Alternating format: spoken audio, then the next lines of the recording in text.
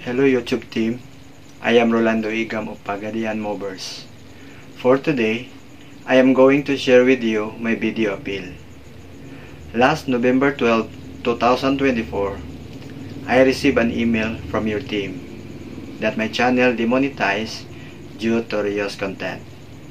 Based on my videos in my channel, I have any copyright claim that can cause reuse content. That is why I submitted an appeal video to explain your team. I confess my sins for uploading videos that are not mine and coming from other community. And you can help that I will be a lesson for me. And also that I will be forgiven my action mistakes. I am asking your patience because I did not follow the guidelines. And now you can hope that I will correct my mistakes.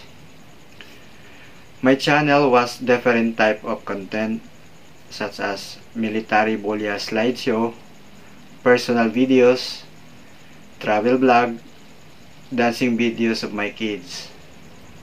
Some needed cover are very used.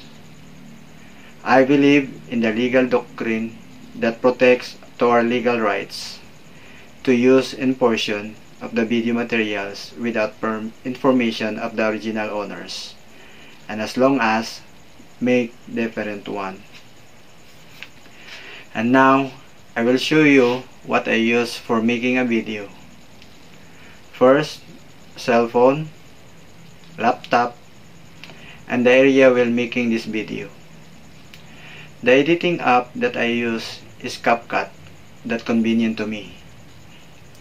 Now I will show you how to edit my video. Rolando Igam of Pagadian Movers. For today, I am going to share with you my video appeal. Last November 12,